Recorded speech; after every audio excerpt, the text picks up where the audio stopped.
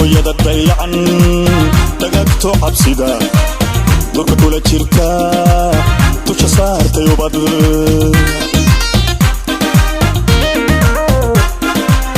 hooyada dayacan dagagto cabsida dhulka kula jirta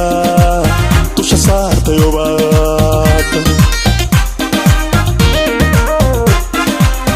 warabahagii baday dujoogta bahal ay galamsadeen wayla doona oo dalka lagu alshaa warabahagii baday dujoogta bahal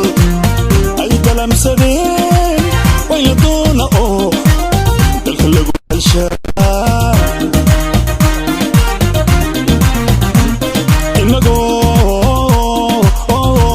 isku duuban